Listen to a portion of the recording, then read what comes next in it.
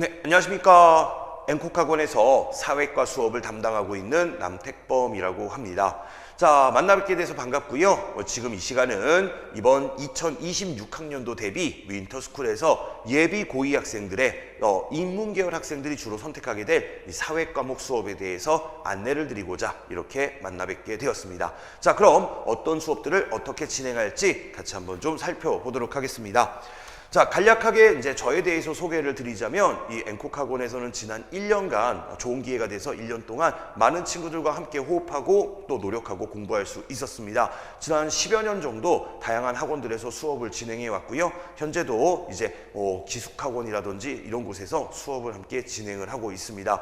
앵콕학원에서 저와 함께 통사 그리고 한국사 공부를 하셨던 친구들 상당히 많이 있었는데요. 이 친구들도 많은 노력들을 해주셨고 저도 열심히 응원하면서 좋은 성적들을 만들었지 않나 라고 생각하고 있습니다. 자, 그러한 노력을 바탕으로 많은 학생들 중에 일부 학생들, 특히 문과 계열로 진학할 학생들이 이제 2학년 과목들도 내신 과목을 깔아주시는 거 아닌가요? 라고 문의들을 좀 해주셨어요. 그래서 일단은 2학년 과목들의 관련해서 먼저 우선적으로 수업들이 좀 진행되면 좋지 않을까 생각하고 이번 윈터스쿨부터 함께 대비하는 반들을 만들어서 이렇게 수업을 계획하게 되었습니다.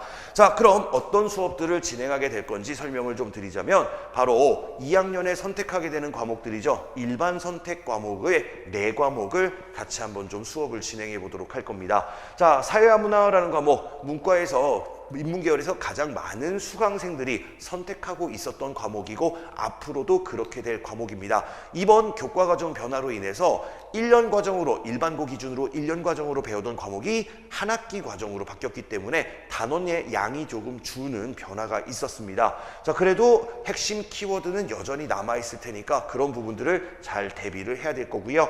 현대사회와 윤리 같은 경우에는 이과 학생들도 진로 연계성을 가지고 있기 때문에 너무 과학 수업만 들으면은 어렵다라고 느끼는 친구들이 선택할 확률이 있습니다. 과학윤리나 연구윤리라는 분야와 진로 연계가 가능한 부분이 있어서 생활과 윤리라는 과목이 변화된 이 과목에 함께 수업을 들을 수 있다. 그래서 우리가 미리 또 대비를 해야 되지 않을까 생각합니다.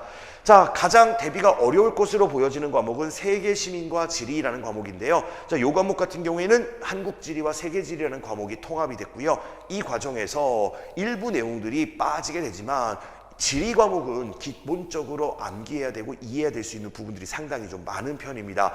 기후라든지 그 다음에 지형이라든지 지역이라든지 거기에다가 경제지리라고 하는 요소까지 더해지게 되면 다양한 국가들의 정보들까지도 어느 정도 숙지해야 되는 과목이고 한국지리에서 전통적으로 활용되고 있던 각 지역의 명칭과 산업들을 구분하는 문제들까지도 그대로 살아있게 된다면 학습량이 상대적으로 제일 많지 않을까 우려되는 과목입니다. 그래서 함께 한번 대비해 볼까 하고요. 그리고 세계사라는 과목인데요. 호불호가 명확한 과목입니다. 좋아하는 친구는 상대적으로 좀 적고 싫어하는 친구들이 상대적으로 많은 과목이고요. 중학교 때 이미 한번 실증을 느낄 정도로 어려움을 느낀 친구들도 상당히 많은 과목일 거예요. 하지만 이 과목이요, 이런 장점도 있습니다. 학습량은 상대적으로 다른 과목에 비해서 많은 편이었었어요. 하지만 문제가 가장 쉽게 출제되는 과목으로 공부가 어느 정도 된 친구들, 이해가 된 친구들과 암기가 된 친구들한테 가장 쉬운 과목이기도 했었습니다. 자, 그런데 이 세계사도 역시 아무래도 한 학기 분량이 1년 분량이 한 학기 분량으로 줄어들게 됨에 따라서 전체적으로 학습량이 많이 덜어지게 됐습니다. 학습량이 덜어지게 됐다는 얘기는 역시 상대적으로 이전보다는 좀 쉬워질 수 있고 그리고 문제도 쉽다라는 장점을 가진 과목이 되지 않을까 생각합니다. 자, 이렇게 4가지 과목은 일반 선택 과목으로 대다수의 친구들이 특히 인문계열을 진학하고자 하는 친구들은 2과목에서 많으면 3과목 정도를 선택할 수밖에 없는 과목들이에요. 그래서 이 과목들 내신 성적이 나오는 과목들, 등급이 나오는 과목들이기 때문에 같이 한번 미리 대비를 해보고자 합니다. 자, 지난 1년간 우리 개정교육 과정이 어떻게 되느냐라고 하는 것들 1학년 친구들을 학습시키면서 같이 한번 좀 살펴봤었는데요. 아무래도 학교에서도 그리고 학생들도 많은 혼란이 좀 있지 않았나 싶습니다. 하지만 이제 어느 정도 적응해 나가는 단계가 될 것이고 안정화됐기 때문에 선생님들도 이제 이 일반 선택 과목의 수업부터는 조금 더 차분해지고 안정된 수업들이 진행될 것으로 예상되고 있습니다. 자, 그럼 이제 일반 선택 과목은 어떻게 그런 공부를 해야 되고 왜 중요한 것인지 같이 한번 좀 살펴보자면요. 첫 번째, 일반 선택 과목은 등급이 나오는 과목입니다. 따라서 1학년 때 공통 과목들에서 성적이 상대적으로 좋지 않았던 친구들에게는 등급을 올릴 수 있는 기회라고 보시면 되겠습니다. 물론 일반 선택 다음으로 고를 수 있는 진로 선택도 등급이 나오는 과목이긴 하지만 진로 선택부터는 아무래도 진로에 맞춰서 아이들이 수강을 하다 보니까 그 분야에 관심이 있는 친구들이 많을 수밖에 없어요. 따라서 등급 경쟁이 상대적으로 좀 더 어려울 수가 있습니다. 그래서 제 생각엔 이 일반 선택 과목이 마지막 등급을 올릴 수 있는 분수령이 되지 않을까 생각합니다. 그래서 이 일반 선택 과목을 통해서 등급을 올리지 못한다면 또 무슨 문제가 발생하느냐?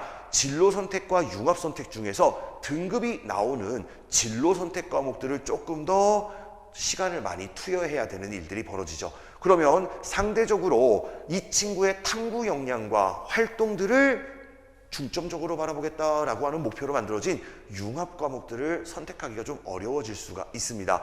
교육 과정 자체가 융합적 인재를 만들겠다라고 융합 과목을 만들었지만 이 융합 과목은 생활기록부 작성에 있어서 상당히 유리한 과목이 될 수 있기 때문에 융합 과목을 많이 하면 할수록 우리 이제 수시에 학생부 종합 전형에 많은 영향을 좀 미칠 것으로 보여지고요.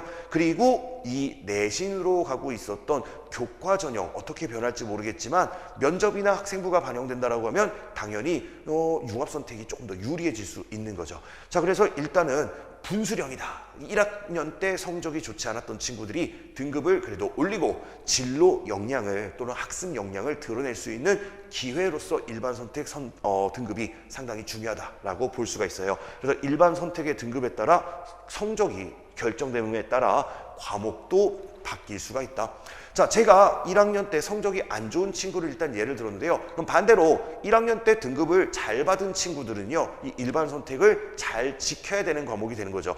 일반 선택까지만 잘 지키게 되면은 이제 이후에는 진로 선택과 융합 선택 중에서 융합 선택, 등급이 나오지 않는 과목의 비율을 높여서 본인의 등급을 지키면서 탐구 역량까지 드러낼 수 있는 과목 선택을 할 수가 있다는 거죠. 그래서 이 2학년 2학기와 3학년 1학기에 학습하게 될 과목들을 결정짓는 분수령이 바로 요 일반 선택의 성적이 아닐까 생각합니다.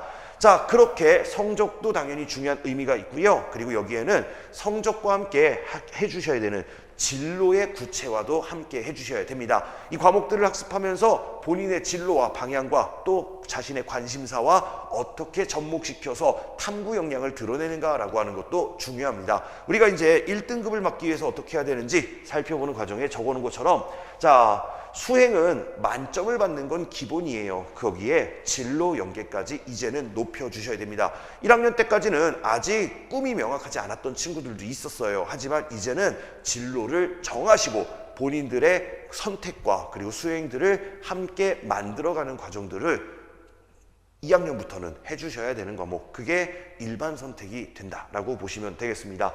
자, 1등급을 당연히 맞아야 되겠는데요. 그러기 위해서는 첫 번째 전범위 선행으로 함께 살펴봐야 되겠죠. 그게 이제 윈터스쿨이라고 봐주시면 되겠고요. 암기보다는 이해 능력을 향상시키기 위한 노력들을 함께 하도록 할 겁니다.